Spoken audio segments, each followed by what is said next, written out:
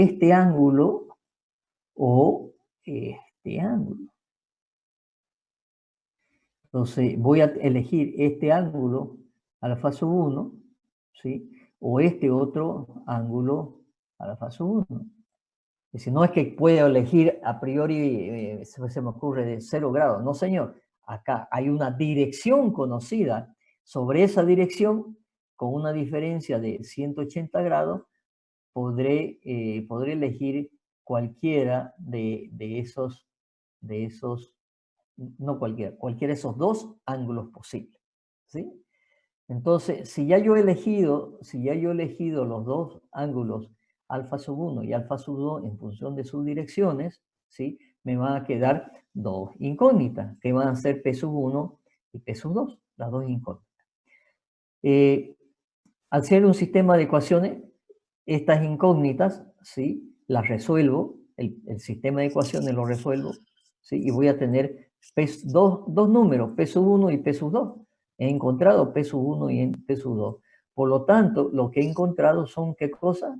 Las intensidades de la fuerza. Ahí en la fuerza, en la ecuación 1 debería ser P sub 1, ingeniero.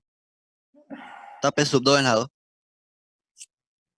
En la ecuación P sub 1 por coseno alfa sub 1 más P sub 2 por coseno alfa sub 2, P sub 1 por seno alfa sub 1 más P sub 2 por seno alfa sub 2, ¿está bien? Ah, ya, ya. O sea, en la primera ecuación estoy haciendo una proyección con respecto al eje X y en la segunda ecuación estoy haciendo una ecuación de proyección con respecto al eje Y. Por eso esto es P sub X y esto es P sub Y. ¿Estamos? Sí, ingeniero. Bien. Al ser un sistema de ecuaciones, las incógnitas me van a salir como en cualquier sistema de ecuaciones, ¿no es cierto? Me van a dar unos resultados que pueden ser negativos o positivos estos resultados. Por lo tanto, y aquí es donde hago el análisis y digo, si la incógnita es positiva, quiere decir que el sentido asumido es correcto. Y de esa manera, ¿no es cierto?, determinaré cuál es el ángulo correcto de la incógnita. Si al resolver esta ecuación, esta incógnita de P sub 1 me da positiva, quiere decir que el sentido que yo asumí, si yo asumí este sentido, es correcto. Sin embargo, si la incógnita es negativa, quiere decir que el sentido asumido, ¿no es cierto?, para esa componente es incorrecto y por lo tanto el valor verdadero del argumento es igual a un valor de argumento asumido a priori más o menos, depende del sentido, más o menos 180 grados, o sea, una diferencia de 180 grados. Por lo tanto, el resultado final analítico serán las intensidades de la componente P sub 1, P sub 2 y los verdaderos argumentos o ángulos alfa sub 1 y alfa sub 2. ¿Sí? De la misma manera que hemos resuelto con una ecuación, perdón, con dos ecuaciones de proyección, podríamos resolver con una ecuación de proyección y una ecuación respecto a un punto, ¿sí? Puede ser otra opción, ¿sí? Puede ser otra opción, o también la otra opción podría ser mediante dos ecuaciones de momento, ¿de acuerdo? Entonces, ese es el tema para la reducción analítica, ¿sí?, de la fuerza. Lo que vamos a hacer es que al ejercicio que hemos visto, lo van a resolver de las tres maneras. La descomposición analítica, bueno, esta es la gráfica, la descomposición analítica, ¿sí? Hemos visto de esta manera y por lo tanto el ejercicio que hemos resuelto, en el ejercicio que hemos resuelto, lo resolverán en forma gráfica, en forma analítica, de las tres formas, ¿sí? Este sistema de fuerza, método analítico, ¿sí?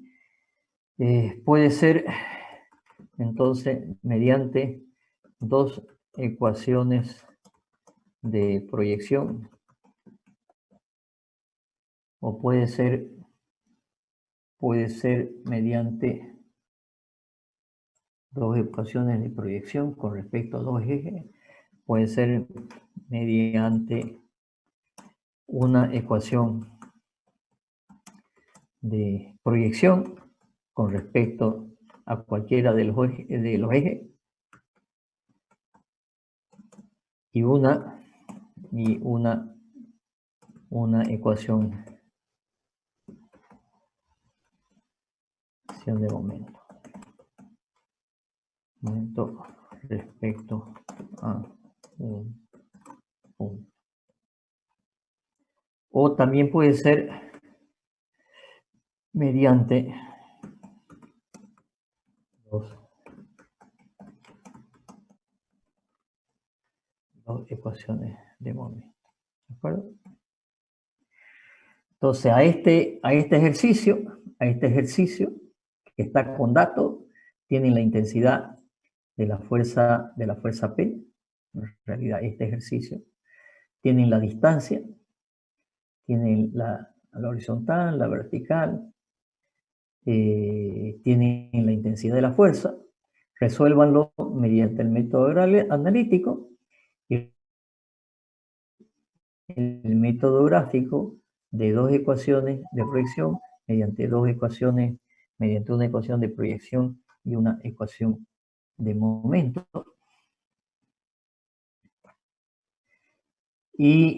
O mediante dos ecuaciones de momento respecto a dos puntos. ¿Okay? Aquí quiero insistirle con algo, les he dicho que lo estudien, está en el libro, pero cuando tomamos las ecuaciones de momento, las ecuaciones de proyección, sobre todo las ecuaciones de momento, si esos centros de momento podrían ser cualesquiera, si esos centros de momento pueden ser cualesquiera. Está muy claro en la teoría, está muy claro que hay algunas restricciones. No voy a hacer que se las tomen en el examen. Les he dicho que las estudien, ¿sí? Si no las entienden, no es si no las conocen. Yo no se las voy a decir estas son. Ustedes me tienen que decir, a ver, yo lo he estudiado y entiendo esto. Y bueno, y una de esas se los explicaré. Y si no, puede ser pregunta de examen. Si nos llega a tocar examen en cuarentena, estoy tratando de diseñar unos exámenes de tal manera que ustedes hagan, ¿no es cierto? Si quieren con libro abierto, pero en la parte de teoría van a tener que responder en línea y al toque, ¿no es cierto? No es cuestión de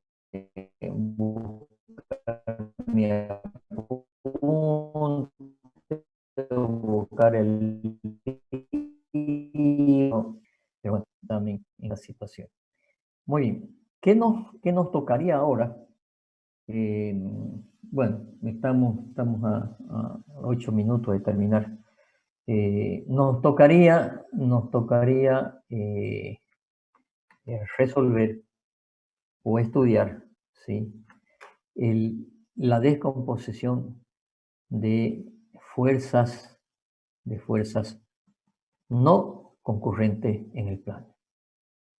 Y ese es un tema bastante larguito. Y también lo vamos a ver en método gráfico y en método analítico. Y después veremos la descomposición en fuerzas paralelas. Pero este método, la descomposición de fuerzas no concurrentes en el plano, conlleva a un tema más complicado, que nos va a tomar, no sé si más de una clase. Pero, a ver, lo veremos en la próxima clase. Quisiera aprovechar estos minutos para preguntar, ¿presentaron las tareas al ayudante? Sí, ingeniero. Ya, o sea que 2 nomás han presentado. Ingeniero, Bueno, una pregunta. ¿La última tarea es hasta ahora que se tiene que presentar? no, hoy tenían que haber presentado la tarea que dimos, todas las tareas hasta la clase anterior. Ah, ya. Ok, ingeniero, gracias.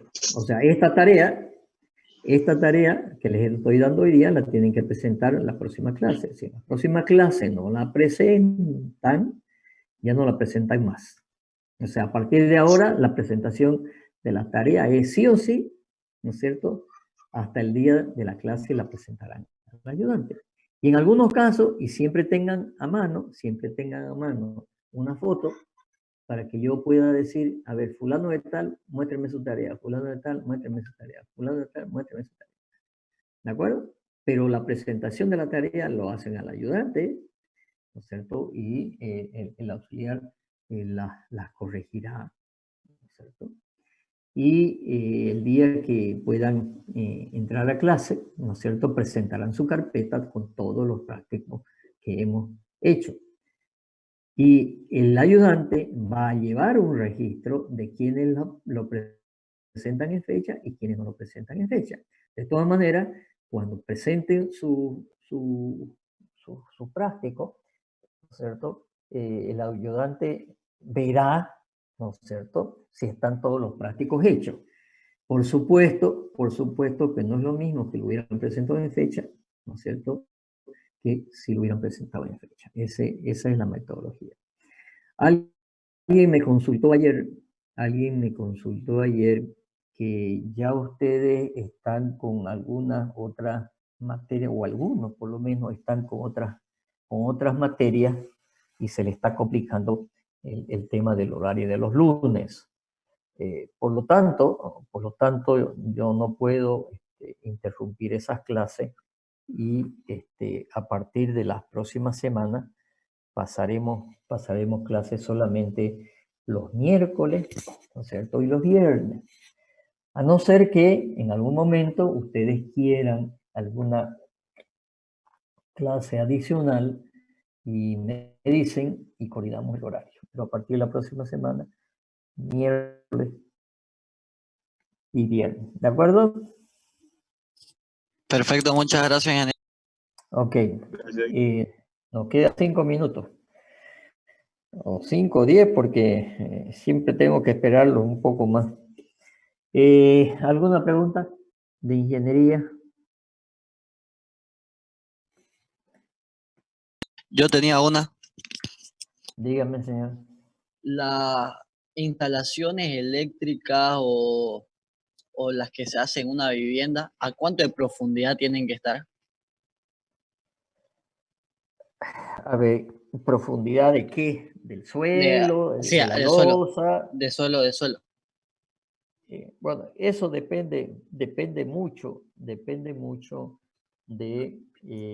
cada proyecto, ¿sí? Puede estar a la profundidad,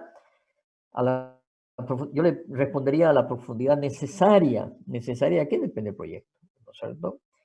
En una vivienda, normalmente no va a haber instalaciones eléctricas, ¿no es cierto?, bajo suelo, porque no es lo ideal, ¿sí? Sin embargo, siempre las instalaciones eléctricas van, ¿no es cierto?, entubadas. El peor error, por ahorrarse unos pesos, puede ser hacer instalación eléctrica, ¿sí? En una casa, por ejemplo, a través en el techo, en el tumbado o en la cercha, ¿no es cierto? Hacerla sin entubar, porque ahí se puede producir cortocircuito y ahí empiezan los incendios. En una vivienda, las instalaciones eléctricas, ¿sí?